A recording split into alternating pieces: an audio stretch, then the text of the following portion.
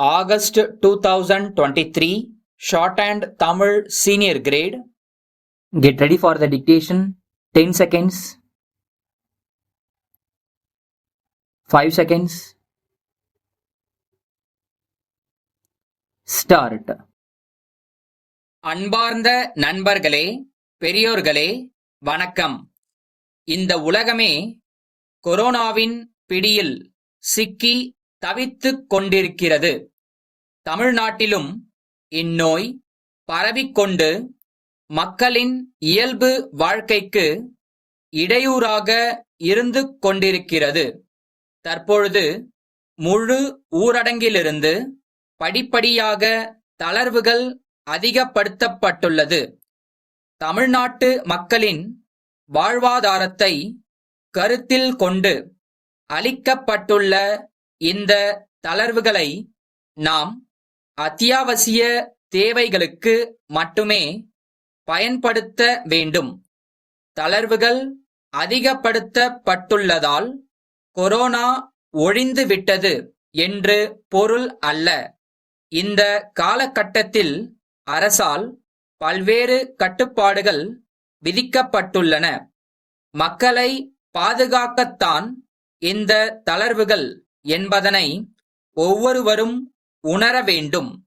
அரசால் விதிக்கப்பட்டுள்ள கட்டுப்பாடுகளை மீறுபவர்கள் மீது சம்பந்தப்பட்ட அதிகாரிகளால் உரிய நடவடிக்கை எடுக்கப்படும் என்பதனை இந்த நேரத்தில் தெரிவிக்க விரும்புகிறேன். அடுத்தபடியாக மரம் வளர்ப்பு பற்றி ஒரு சில வார்த்தைகளை சொல்லவிருக்கிறேன்.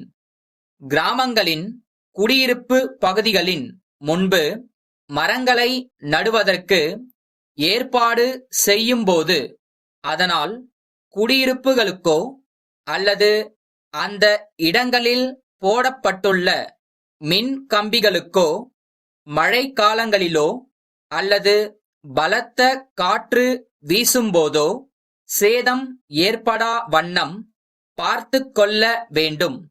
ஏற்கனவே அவ்விடங்களில் வளர்ந்துள்ள மரங்களில் இடையூறாக இருக்கும் கிளைகளை காலமுறைப்படி வெட்டி உரிய முறையில் பராமரித்து வரவேண்டும். ஆபத்து தரக்கூடிய மரங்களை நவீன தொழில்நுட்பத்தை பயன்படுத்தி வேறு இடங்களுக்கு மாற்றி அமைக்கலாம். சாலை போக்குவரத்தை குறித்து சில வார்த்தைகளை கூற விரும்புகிறேன். தற்போது பெருகி வரும் வாகனங்களினால் ஏற்பட்டுள்ள போக்குவரத்து நெரிசலை கட்டுப்படுத்த ஆங்காங்கே மேம்பாலங்கள் அமைக்கும் பணி நடைபெற்று வருகின்றன.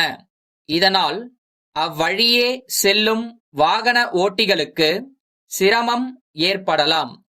தற்காலிகமான இந்த சிரமத்தை பொறுத்துக் கொண்டால் நீண்ட காலம் வசதியான, மகிழ்ச்சியான, விரைவான பயணத்தை அனுபவிக்க முடியும் என்பதில் ஐயமில்லை.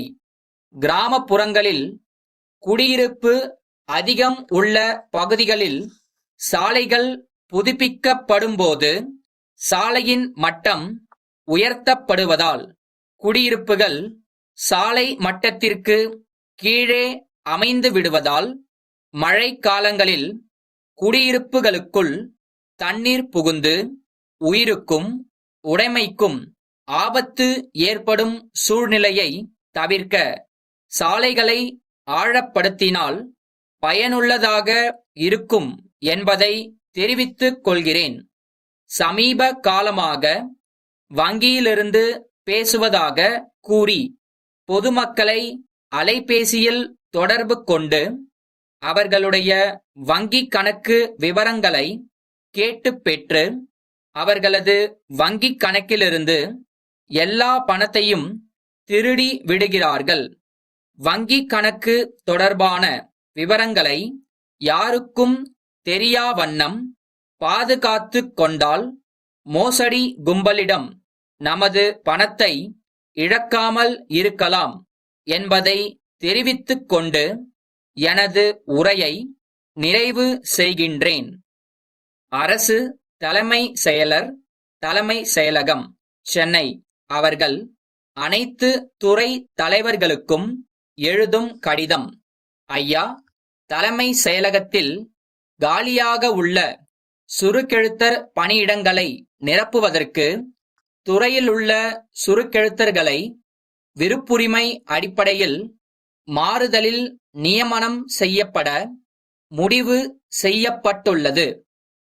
தலைமை செயலகத்தில் நியமனம் செய்யப்பட விருப்பம் தெரிவிக்கும் சுருக்கெழுத்தர்கள் பட்டதாரியாகவும் சுருக்கெழுத்து மற்றும் தட்டச்சில் தமிழ் மற்றும் ஆங்கிலத்தில் முதுநிலை தேர்ச்சியும் பெற்றிருக்க வேண்டும்.